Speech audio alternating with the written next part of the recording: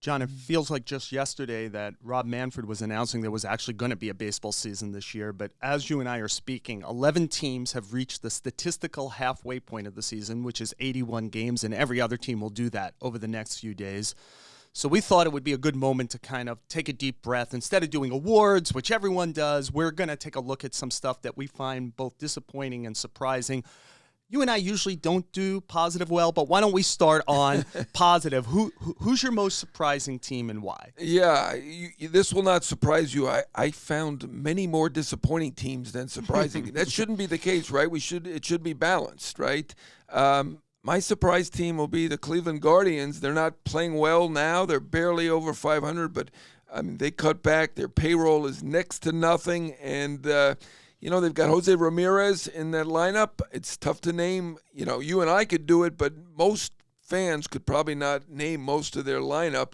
And they are hanging in there right now with the Twins, one of my other, I would say, surprise teams. They've also done a nice job. But, God, I had a hard time finding the surprise teams. I had such a hard time finding a surprise team, John, that my surprise team is the New York Yankees. Okay, when we left spring training, I thought they'd be in that cluster with Tampa Bay and Toronto and Boston. They have removed themselves from that cluster. As we speak, they're 58-22. We're not talking about the 2022 Tampa Bay Rays. We're talking about the 1998 Yankees when we compare them to someone. I didn't see it coming. I just want to highlight one thing. So in surprise, if you and I were talking on April 1st, right before the season began, would we have said the Yankees starting pitching is going to be a wild success this year? I think we thought that it could be good, but the health has been spectacular. And right now, they have 5 guys with an ERA plus of 110 or better. An ERA plus of 110 or better. That hasn't been done with 5 qualifying starters since 1946. Right? And Severino isn't qualified. He's 2 innings under it. And I would say by the end of the season, they won't have 5 guys who qualify and get to 162 innings. But it is amazing midway through the season that that's what we've gotten from them. Yeah, I like your choice. I think I just got used to the Yankees being great. I mean, they've been great almost from the start of the year. I did not expect it. I am as a playoff team, but not as this team. They have clearly been the best team in baseball. So I actually like your surprise team. I think that's a good choice. Disappointing team. Let's go to disappointing team. Yeah, let's see where we are. A lot of choices I should say we don't talk about it beforehand, so we're going to see where we match up and we don't match up. Yeah, I've been saying all along it's the White Sox and they are disappointing, but I switched at the last minute and went with the Angels. They started great. Ding, ding, ding, ding. We have got that matched right. up. Yeah. I mean, the White Sox are the obvious answer probably. They've been pretty terrible in a bad division, and I get it if you pick them, but boy, the Angels, they looked like they were going to be really good. They are just so top-heavy. To my mind, they have the 2 best players in the game, and there's no excuse for being this bad and almost out of it by this point. Just a terrible job all around by the Angels. I think we have to do a culpa de mea here, right? Because right. Me and you, I think on multiple shows early in the year, we're talking about how much we like them. I think we got very much seduced by the star power, namely Ohtani and Trout. Just to put it in perspective, and yes, they are my most disappointing team. On May 15th, John, they're 24-13. It's tied for the 3rd best record in the major leagues. Since then, they're 13-31. Only Oakland, which gave up before the year began, is worse. They obviously changed managers. Both their offense and their pitching has been terrible in that time. And I know Trout and Ohtani are special players, but I just want to say, I do not want to hear about MVP with these 2 guys this season. It's about value. And those 2 guys have to stand up at a time where the team is falling down. They didn't. And at some point, you got to punch up in your weight category. I just want to say this. Against the Yankees and Astros this year, Mike Trout is 3 for 34 with 1 homer, 1 RBI, and 16 strikeouts. Ohtani is 176 with 1 homer. He only pitched against the Yankees. He was terrible. At some point, if you're going to be valuable, you got to help your team beat the good teams also. I'm taking them out. They could be down ballot someplace. Yeah, I don't think they're MVP candidates at this moment either. There's going to be people who make a war case, certainly for Trout, and probably a unique case for Ohtani again. I don't think it's about not doing as well against the good teams. I think it's the fact that they're really not a contender at this moment. And, they've played well. In any case, I mean, Judge is the MVP, right? I mean, at this point, I don't think there's a competition. I think there's a couple of guys in Houston who would have an argument. Ramirez with the surprising Cleveland team. We're talking about players, John. Who's your surprising player so far halfway through this? I went with Brandon Drury because he's been a journeyman his whole career. We've seen him briefly with the Yankees, briefly with the Mets. He's with a lot of teams briefly, and now he's with the Reds. And, he's being talked about as a key trade element for some team, right? I mean, I think he could help, probably could help the Mets, probably could help some other teams. He has been really good for the Reds in a terrible year for them otherwise. Got an opportunity to play because they traded away a lot of their team. Obviously, had that fire sale that you referenced. Alejandro Kirk has made a nice move up. He's going to start the All-Star game at catcher. We both think Trevino should be there somewhere, I think. And he's been a nice surprise player. And Jimenez, the guy one of the Mets guys the Mets gave away for Lindor, traded for Lindor. Lindor's been good too. I'm not criticizing the trade, but I think Jimenez, Kirk, Trevino, but to me, Drury is the winner. I'm going to pick a rookie. Okay. I didn't see Jeremy Pena coming in this way. When we talked about rookies at the beginning of this season, they were all in the AL, the guys we really like. Bobby Witt Jr., Spencer Torkelson, Julio Rodriguez, Adley Rutschman, I guess even Riley Green. And certainly some of those guys have played well. I mean, Julio Rodriguez, you might argue, is an all-star. But Pena was not seen in that class. And they lost a great shortstop in Correa. And he seamlessly, in year one, has replaced him on both sides of the ball for a high-end contender. Their ability to keep churning out tremendous players is really something. I didn't see him in the Witt Rodriguez category. Those were the favorites, but, that's my home base for spring training. I'm down there a lot. I thought Jeremy Pena was going to be good.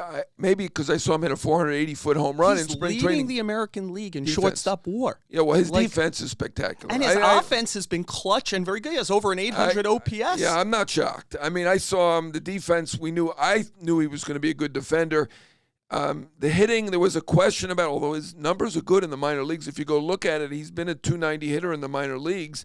That was the question. But when I saw him hit that 480-foot home run or whatever in spring training, I'm not that shocked. So that's why I didn't even consider him. But, he is a surprise, and he's certainly a candidate for Rookie of the Year. No question about that. Over Witt. Yeah, are going to be real competition. Yeah, Rodriguez has been great, and I do think he's an all-star. How about your most disappointing position player, John? Again, I am on the negative side. I came up with about 25 guys, so it was difficult to narrow it down. But then I remembered I'm in New York, and I really can't forget what Joey Gallo is doing. He basically strikes out every time you need him to get a hit.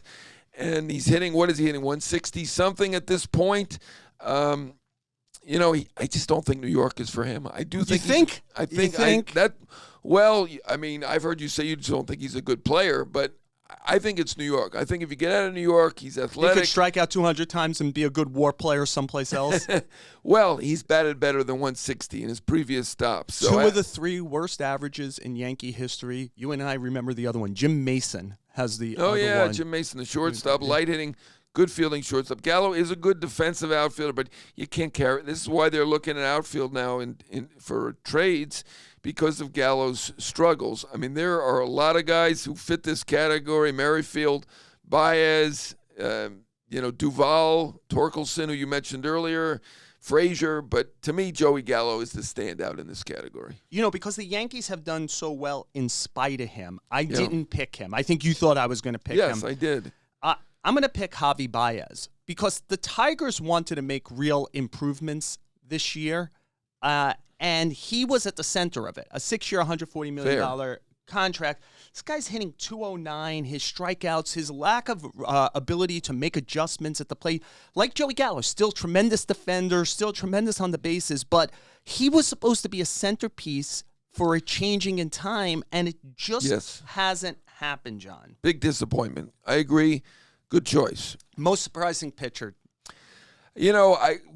I thought it would be Nestor Cortez all along, and he certainly has been a surprise, as has Martin Perez.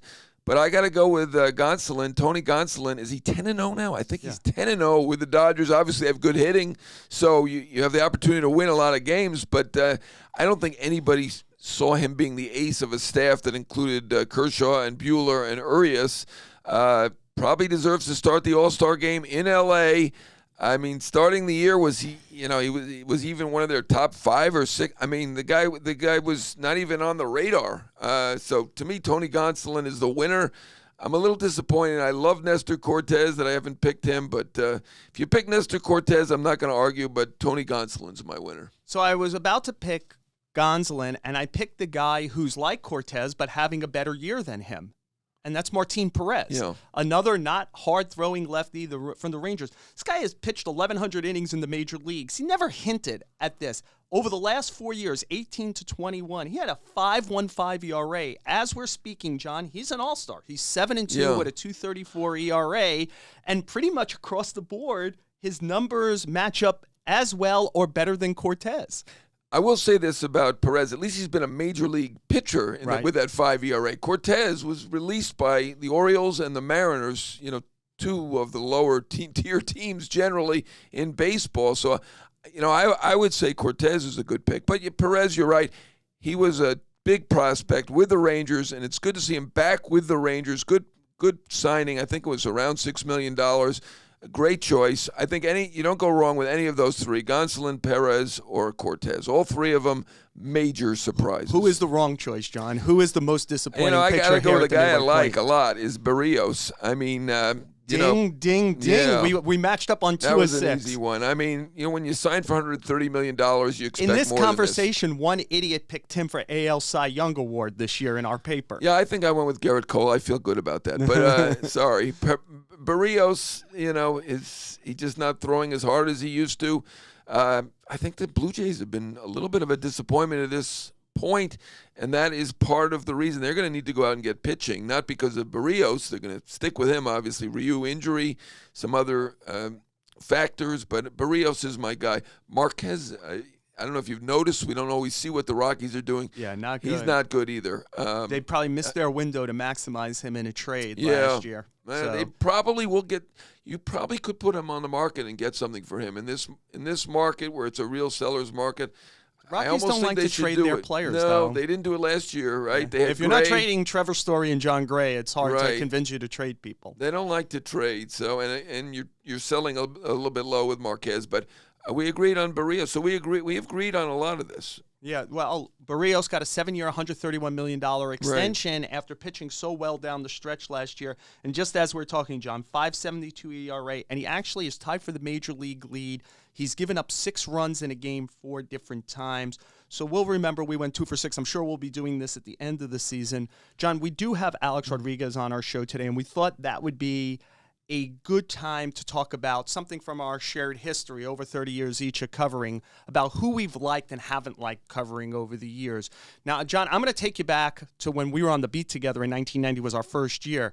Like, people really thought that your guy was Greg Cadaret and mine was Chuck Carey. Remember that? That is true. That's probably not going to be our favorite ones, but I wanted to get in that time capsule and bring you back. Remember that Michael Kay always, Michael Kay was great on the beat. Yeah. He's great now as a Yankee announcer, iconic New York announcer, and he got a lot of stories. He was tight with George, and he was good with Mattingly, and there weren't a lot of stars on that team. But I got some stories out of Cadaret. We were very close, and you remember what he called him, his nickname? Chataway, right? Chataway. Yeah, Greg Chataway. Because he was annoyed that he would give me stories. That was Cadaret I've listed here, but he's not my very favorite, but he's certainly in the mix. And what a great guy. And he did some announcing for the A's. I'm surprised he's not still there because he did. I can't tell you what Chuck Carey's up to, but I will say that I got thrown on the beat. Michael Kay left on my second day of work at the Post. He was the Yankee beat writer. Literally my second day in 1989. Yeah. Michael left to go to the Daily News. We went to first Steve Serby, then Doug Gould. I didn't get the beat until the middle of May of 89. How about this? My first day as a Yankee beat writer, I had to fly to Anaheim, West Coast. So now you're dealing with West Coast deadlines. You have to have an early before you even get to the ballpark. They had just brought up Chuck Carey. I cold called, thinking the hotel. You're under your own name, what you wouldn't have today. I cold called him in the hotel and just said, hi, I explained who I was. Can I speak to you about being promoted? And he said, yeah, come to my room. I was like, okay, so you're going to be my favorite. So that's how he ended up being my favorite. So is he your pick as your No. favorite? Who's your favorite you've covered over Well, there? you could probably guess my favorite if you thought about it. And why would you think about it? It's Chili Davis. I mean, I covered him with the Angels. I love covering Chili as a hitting coach for sure and as a player. Yankees, great guy, hilarious, great sense of humor. And now people will understand why I wrote 10 rip jobs on the Mets for firing him. Yeah. Was that last year? I think so. It was a mistake to fire him and bring in whoever they brought in. I don't even remember, but it was a disaster. Obviously, they've straightened that out this year, and their hitting is great. But Chili Davis was always my favorite to cover. I love Dion, too. And for visiting players, I do like Mike Trout a lot, and I like Matt Holliday a lot. But Chili Davis is my winner. Yeah, Chili was one of those guys. He used to say something, and I thought he was the guy who meant it. If you ever asked Chili about an injury, he'd say, if I'm playing, I'm not hurt enough not to play, and if I'm not playing, I'm too hurt to play. Let's never talk about it again. And I always thought that was a way, because I don't like hey, not to make an excuse, but, and then you tell me about your injury. Chili never did that. Great guy. I really enjoyed covering David Cone. I thought David, for a pitcher, understood the psychology of hitting. He clearly knew about pitching. He had the ability. He wanted to be a sports writer as a kid. He had the ability to be global with you. You could talk to him about anything on the team, and he had the ability to be very honest and take you really inside without being a machete artist on his own team or teammates. But you knew, this is what's going on in the eternal life of the team right now, and I thought that was very valuable. Who didn't you like covering? Well, this is probably universal. I went with Albert Bell. I didn't really cover him as a beat writer other than as a visiting player, but it was brutal to actually go up to Albert Bell. And again, if Joe and Evan are listening, this is not the reason I didn't vote for him for the Hall of Fame. His overall numbers are just not good enough, and he was a great one-dimensional player, only played 12 years. That's the reason I didn't vote for him. We voted for a lot of guys who are pains in the you-know-what, nothing to do with that, but this guy was the biggest pain in the you-know-what of anybody I think any of us have ever covered. I'll give you a credible Albert Bell story. Is it Winter Haven where they were? Yes. Yes. So, and they had that wild complex. It was like castles, almost like buildings all over the place. And I went there one spring training, when Cleveland was the big rival of the Yankees, to do a big, hey, Cleveland are getting ready for thing. And I had never been to that complex. And I got out of my car, and I must have looked clearly lost. And somebody touches my shoulder, and I turn around. It's Albert Bell. And he goes, who are you looking for? And I said, Mark Shapiro, who I think was either the assistant general manager or the general manager. He goes, come with me. And he literally walked me to Mark Shapiro's office. So now I'm saying, I'm going to go to the clubhouse. And Albert Bell, who doesn't talk to anybody, he likes me. There's instant karma he here. He didn't like you, by the way. I go to Albert Bell. I go, hey, Albert, remember Joel Sherman? And he said, we haven't decided if we could curse yet on this show. So he fills in a word there. Yeah. Out of here. And I looked at him and I tried again. I said, don't you get the...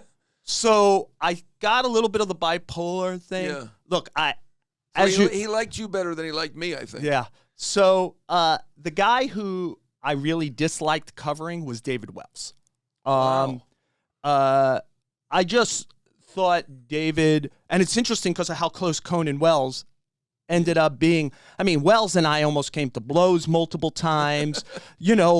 He tried to run me out of the clubhouse a few times, whatever. I just felt like David was this guy who would do, there's a lot of players like this over the years who would do you're upset because this is my truth. And I'd go, yeah, but it isn't the truth, right? There's a difference between your truth. Just if you told me the floor was made of lava, that might be your truth. The floor isn't actually made of lava. And so I didn't enjoy covering David at all. That's funny that you picked those two guys because they were friends. Yes, very Cone good. And Wells, and Cone really took up Wells in year 2 of Wells with the Yankees the first time around because he realized how tough a time Wells was having, especially with Torrey and Stottlemyre, the pitching coach, and decided to see if he could kind of help nurture him along. Yeah, I really liked covering one and didn't like covering the other. But one person, John, I think we both like covering just because of how interesting he was at the best of times and certainly at a lot of the worst of times was Alex Rodriguez, and he joins us next on the show. Welcome back to the show with Joel Sherman and John Heyman. John, I thought for several hours now about how to introduce our guest, and Alex Rodriguez has just done too much on and off the field, and I hope we get to a lot of it. So I'm just going to say thank you for joining us, Alex Rodriguez. I'm just excited it's 20 minutes, so you can't get that much out of me. Well, it's like a telethon, Alex. You could always extend the extra hour if we're still getting good funding. You know, Alex, I'm going to let people into what you and I talk about these days, which, you know, I cover baseball, but my passion is the NBA. The last text I sent to Alex involving either sport was this: like the Kyle Anderson sign for you guys, real pro, can defend, and he can play second unit offense at a different pace when Edwards is out, forces opponents to be ready to defend 180-degree different types. Alex, of course, can't talk about Kyle Anderson. He can't talk about Rudy Gobert as the co-owner of the Timberwolves. I believe you can't, right? Because July 6th is the actual free agent day. It's bizarre when we deal with baseball that there's kind of legal tampering. So if I'm right about that, Alex, and you don't want to talk about either of those, I wonder if you could talk about the commonality at all. You play baseball for a long time. You have great passion for it. You try to buy a baseball team, and now you're co-owner of a basketball team, I think on path at some point to be like the primary owners, you and Mark Lurie at some point. What's the commonality between the sports? Well, I think they're very, very similar. And I draw in my 25-year experience as a professional in baseball to be an owner, and hopefully a productive owner in the NBA. I think when you look at it, it's a game played by human beings with emotions. Some athletes have high heartbeats, some have very slow heartbeats. You need athletes that love to play baseball. You need athletes that love to be in the gym and play basketball. And at the end of the day, we lean tremendously on analytics. But at the end of the day, it is about humans leading other humans. The Yankees and Mets are great examples with Aaron Boone and now Buck Showalter with the Mets. We have a great leader in Chris Finch, and recently, brought in Tim Connolly to be our president of basketball operations from Denver Nuggets. Alex, I don't know much about the NBA. I stopped following it when Bill Bradley retired. So I do know that your team did well after you acquired them, both, in terms of at the gate and everything else. You won a lot of games. So obviously you're doing well with it at the start. But I do want to ask you about your interest in owning a baseball team. And certainly we all know that you came in second looking to buy the Mets. And I know you're still interested in owning a baseball team at some point. Obviously, the NBA could serve as a proving ground. As I said, you're doing well with that right now. Tell me a little bit about how close you came with the Mets, what you think of the way Steve Cohen has handled things, how you would have handled it.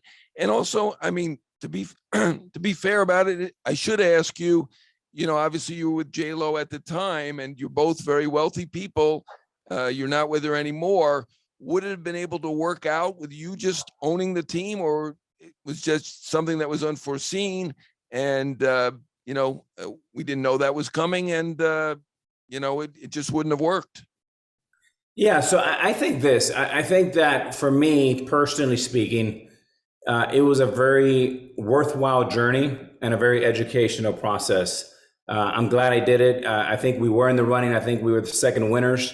I think Stephen Cohen is doing a terrific job with this franchise. It's good to know that we had a lot of similar thoughts in thinking about analytics and leadership. Buck Showalter was going to be my guy. David Cohn would have been my pitching coach. I would have definitely had Al Leiter involved.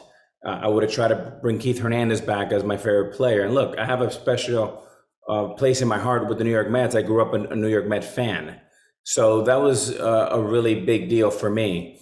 And of course, being in a market like New York, I think there's about 7 or 8 teams worth having and taking a run at. Obviously, the big 7, right? Whether you say the Dodgers, the San Francisco Giants, the Cubs, Yankees, Mets, there's, 7 or 8 that are really, really interesting from a business proposition. So look, I think it would have worked well, but everything happens for a reason, and the Mets are in a great place. So are the Yankees, and we may have a Subway Series rematch here from 2000. Alex, you mentioned the Yankees there. I wonder if anyone has a more unique insider understanding of what Aaron Judge is going through right now. You twice were the big free agent in the free agent market, once as a very young player, 25, 26, where you went to the Texas Rangers for 10 years at $252 million. Then within part of that, you were able to opt out and maximize that and do 10 years at $275 million with the Yankees. So you had it at two different points. And I guess if I was going to crystallize this and ask you, what is the piece of advice you would give to someone who's in this position? Because the first time, again, as an outsider, it seemed to me you got the money, but ended up in the wrong place. And the second time you got the money, but you risked possibly leaving the right place, but ended up there anyway. About the idea that nexus between making sure you maximize your financial goals as a player, but not do it in obscurity or in a place that can't win. Yeah, I think I'll start with your first question is what advice would I give? I think it would be, I became a free agent at 24 and then again at 32. And at 32, what I learned was that it is my decision, my family's decision, not representation, not marketing, not friends. It was ultimately my decision. So to meditate on that and to really get involved with the negotiation. I do believe players today are smarter than ever. Information is more prevalent than ever. Go out, and if you want to be somewhere, make the phone call and say, hey, I want to be here. I want to be treated fairly. Let's sit down in a room for 3 or 4 hours and get it done. And I think if Freddie Freeman did that, perhaps he will still be a Brave. I don't have enough information about the whole Casey Close thing, but I do think a lot of that could have been prevented. The Yankee Judge situation is as compelling of a drama as you can write up, right? I mean, on one end, you have a supreme athlete who is a world-class kid, New York proven, Madison Avenue friendly, who rolled the dice and bet on himself. I mean, Joe, we've had conversations. I love that. I love that he has that type of confidence. It also seems that his poise and maturity is at an apex. He really is answering every question perfectly. He's playing at a higher level than any other player in the big leagues. And I think he is the most valuable player, not only on the field, but as a marketing tool for an empire like the New York Yankees. And I talked about that extensively on the Michael K. On the K-Rod show a few weeks ago.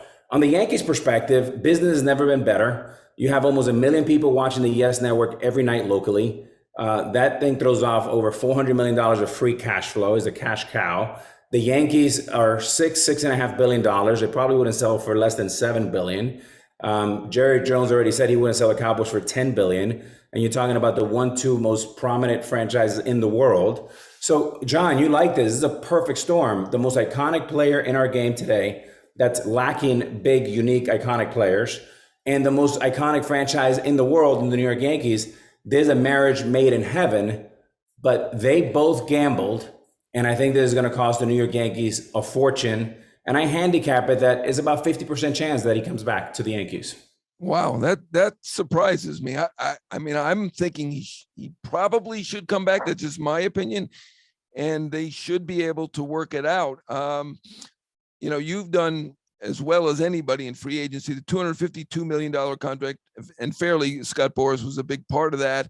And you doubled the record at that point. Kevin Garnett was 126. So, I mean, you're in it too. The players, Minnesota Timberwolves legend. Yeah, that's Garnett. Right. The players very much in it. So, I mean, you showed your business acumen early. Obviously, Scott was a big part of the first one, huge part of it.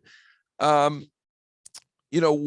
do you think should happen here? Shouldn't Aaron Judge be a Yankee? Wouldn't this be a mistake if they weren't able to work it out? I mean, obviously you saw what Freddie Freeman's reaction was. He doesn't seem very happy with what happened being on the Los Angeles Dodgers. And I think you came close to being a Los Angeles Dodger. They tried to get you at one point. You can talk about that a little bit. Where do you think the competition will come from? Why do you think there's a 50% chance that he may not end up with the Yankees? I'm surprised by that. Yeah, let me unpack that. That was a lot there, John. So I would say this, that when you roll the dice, right, and you turn down 33, 34, whatever the number is irrelevant. You make a big bet on yourself. And then you go out and you hit, the jackpot, right? And you're playing at an all-time career high. So it's a perfect storm.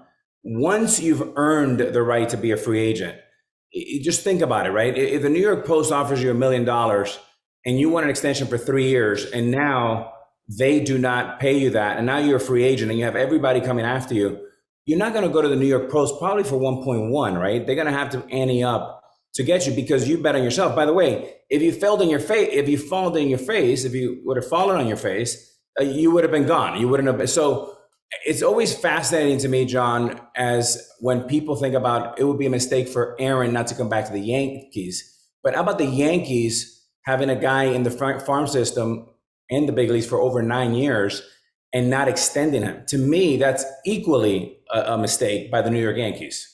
You know, it's interesting, Alex. I was thinking about it this morning. The Astros have stayed a high-level team, and in back-to-back years, are they judged? They lost George Springer and they lost Carlos Correa, and they've kept churning. So I think we've seen examples that if you have a good organization, you could keep churning. But this does feel like a little bit like the Freeman situation in that the marriage should continue. There's probably times where the marriage shouldn't continue, right? Like one side or the other really feels badly about it or wants to move. And I guess I would just ask this question. And I think you know this, Alex, from all the years we've talked. I'm a player's guy. If Aaron Judge wants to go someplace that pays him more, or maybe he wants to go in Northern California where he's from, end up a Giant, whatever. But as somebody who found a way to stay with the Yankees, and all that means during your career, which is the likelihood that you're going to contend for a championship year after year, and then post-career to be, associated with it.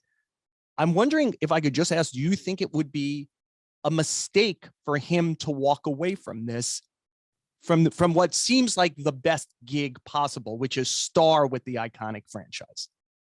Yeah, I mean, look, it's a hell of a compelling argument, right? If you're the New York Yankees, the truth is the Yankees are the most successful franchise in baseball and possibly in sports, and no franchise can afford a player more than the New York Yankees can afford Aaron Judge. Now, you mentioned a few other examples, Freddie Freeman, even Carlos Correa leaving Houston, right?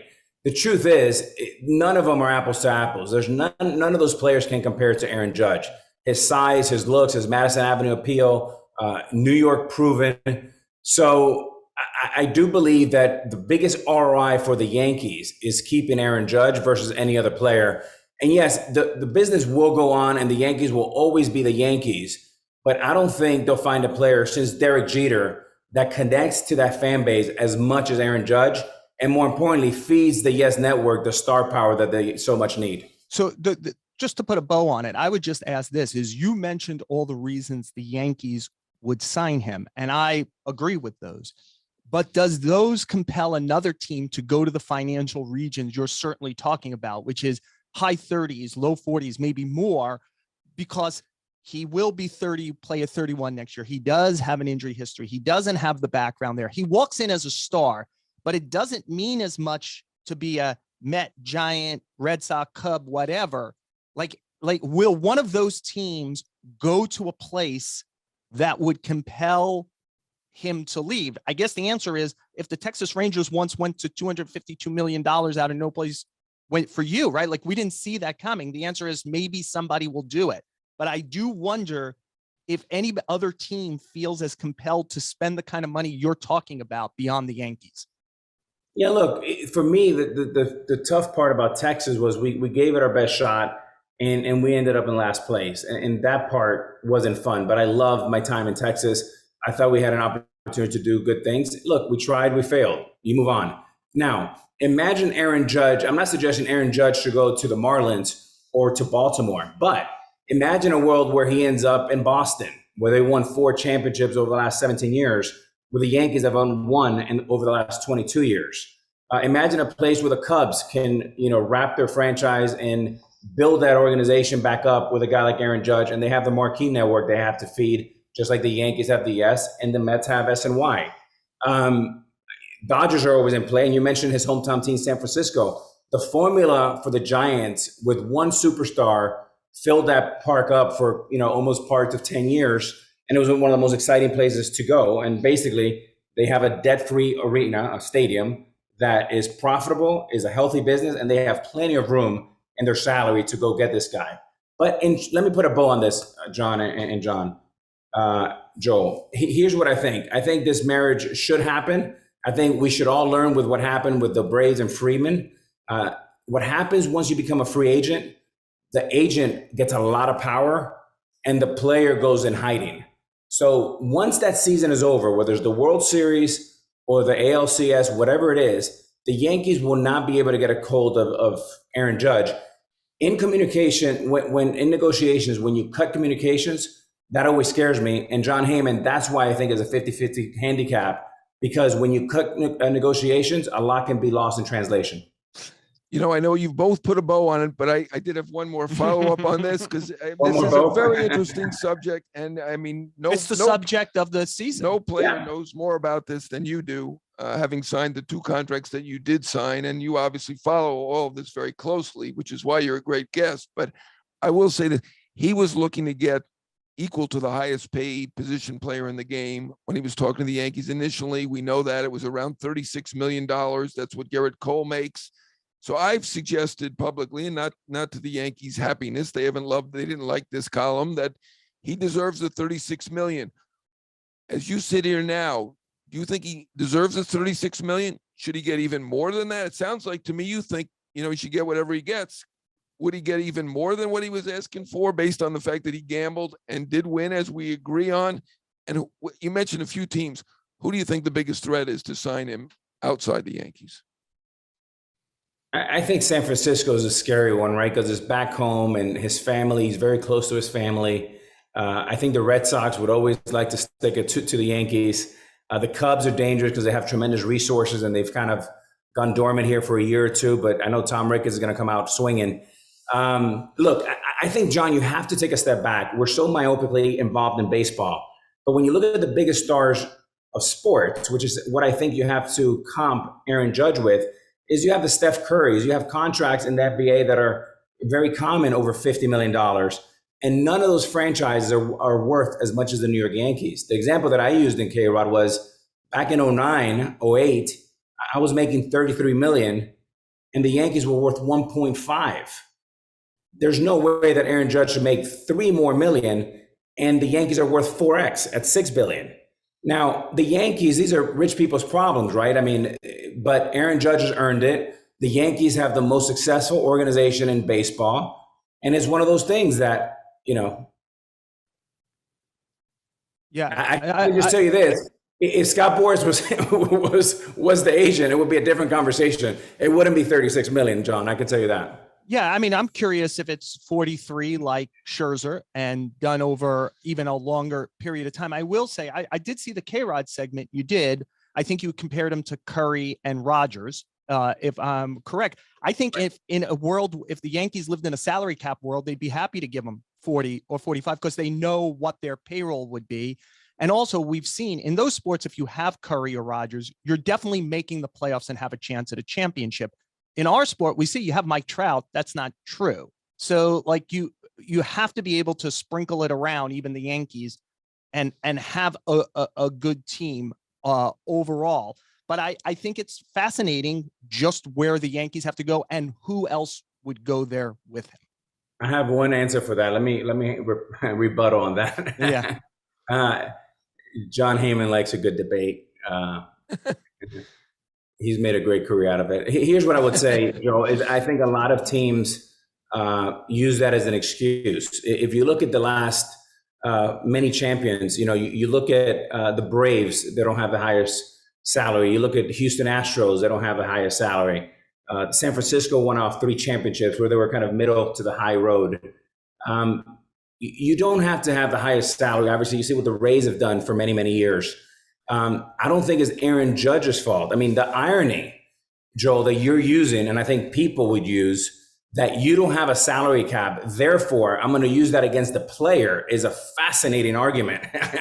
If we had a salary cap, we would pay him more. That is an ironic thing. And again, these are things that the union and Major League Baseball has to figure out. But I don't want to cap Aaron Judge's salary because there is no salary cap. But I hear your point. I just want to, before John asks your question here, I just want to again reiterate, I'm a player's guy. I hope he soaks them. I'm just saying I was bringing what I think the common argument was, and you spoke to the common argument. Okay. I'm a player's guy and an employee guy. I will point out one thing, though, and this will be on management behalf. Sorry about this. No one's feeding my ear either. I'm just going to say it on my own. You mentioned Steph Curry, people like that. The game is different. And again, I already admitted, I stipulated, I know nothing about the NBA. Alex, you're an expert. Joel is an uber expert. It's crazy what he knows about the NBA. It is a different game. I mean, Steph Curry has won 4 championships. You can have the same guy shoot the ball every time down. You've got to wait your turn in baseball. So by the nature of the game, isn't a LeBron James or a Steph Curry or a Aaron Rodgers, because he touches the ball on every I was trying to think of the name of the Nets player who's good, who wants Durant. Durant, thank you. You really do know nothing about the NBA. See how little I know. By the nature of the game, I think the basketball players do have an argument to make more money. But your point about the fewer values, players on the roster, right? The value of the franchise is a great point, Alex. But I will say the nature of the game changes it for me. I agree with both of you. Here's what I will say on that is that of all the teams we've talked about, no one has the number one sports regional networks like the New York Yankees, the Yes Network. And no one needs to have superstars more than the New York Yankees. So I think, John, your point is well taken when you talk about 99% of, no pun intended, 99 with other players. But with Aaron Judge, he is such a unique anomaly, and he's so well positioned for the New York Yankees that if you're the Yes Network and you're the executives there, you're saying, please sign Aaron Judge, even if you have to overpay. And by the way, he's 30 years old, but he's in great condition. I've always said power ages better than speed. And I do think, look, Mariano Rivera, 43 years old, was still saving 35, 40 games. Why would an Aaron Judge at 35, 36, 37? Now, you take it to 39, 40, that's a different ballgame. But I do think he has another 7 or 8 at least good years. Yeah, you've mentioned the Yes Network a few times. John and I shared a beat with your partner, Michael Kay, on the beat in the early 1990s. We've known him for a long time. Obviously, Alex, when we speak to you, we wanted to cover a lot of areas, but time is always of the essence. So I wonder if I could just wrap it up. You're doing K-Rod now. You've obviously got the Timberwolves. Tell us what interests you. Do you like the TV, and where are you going now? What do you want to still do? You're obviously an older man to play baseball, but you're a young man in life with a lot of ambition. Where are you going? Well, let me just address our common friend in Michael Kay. Michael Kay is a great friend. As you know, we all respect him and love him. I did not appreciate what a supreme talent he was. And I know that he changes the game from the booth, like Vince Scully, like Jack Buck, like Joe Buck, and others. But this guy is so freaking talented. He works so hard. He's so passionate. I am thrilled to be doing K-Rod with him. And him and I have just gotten closer and closer. So that's one. I think on my end, Joe, what I love to do is, number one, I love to be a father to my beautiful girls, Natasha and Ella, a rising senior and a rising freshman. I can't believe I'm starting to visit colleges with Natasha. They're both in camp right now, so that's exciting. I miss them tremendously. And then I like putting teams together. I like putting teams together, whether that's in business or whether that's in sports or front offices. I like collaborating with the greatest minds in the world. That's why I'm doing this podcast. And I like to seriously, you guys are great thinkers, and I like to be challenged by great thinkers. And Joe, you and I had some of the most fascinating conversations over the last 20 years. So that's what I like to do. I like to win with people that are like-minded, and I like to see young people, when we back founders on our venture business, is I like to build and support, just like Roger Youngworth drafted me number 1 in 1993 when he was the head scout for the Mariners. I like to bet on younger people, men and women, and give them the opportunity they gave me. Alex, we covered a lot here, and we can't thank you enough for that, but we certainly left a lot on the plate for what we hope is the next time. But Alex, thank you so much for joining us on the show with Joel Sherman and John Heyman. Awesome, guys. Good luck. Thank you. John, we covered a lot of ground with Alex Rodriguez, mostly about Aaron Judge. What stuck with you from the interview? I mean, for me, I thought, Judge was looking for $36 million. I've written that he should get the $36 million. I really hadn't considered he should get way above that. And I thought he made some interesting points about how when he made $33 million, the Yankees were worth $1.5 billion. Now the Yankees are worth $6 billion plus. I don't know whether he wants to multiply Judge's salary by 4 times or what, but the idea that Judge should make $40 million more, $50 million. It was interesting to hear that. I'm not sure that I agree, but he certainly knows business, has a mind for it, and made interesting points. Yeah, my question is not that he's making bad points, but will any other team go there? In other words, at some point, are the Yankees bidding against themselves just to justify it? And I would ask a larger question that's an Alex Rodriguez question. I wonder what you think, John, is they did, at the last second, Brian Cashman did not want to re-sign him, right? It was above his head. It was ownership, Randy Levine. They brought him back for 10 years at $275 million. You think they'll look back at that experience and say, oh, yeah, that was good we did that for a player in his 30s with everything that came after because they won a championship, ratings were good on yes? Or will they say it was bad because Alex got old on the contract. Obviously, there was steroid stuff that came along. I mean, it is an interesting question. And do they look at that and say, we should have walked away from it then? We should walk away from it now. Yeah, no, I mean, fresh on everybody's mind, and Alex referenced it, was the Freddie Freeman situation. I think everybody's looking at that. Certainly, Judge is.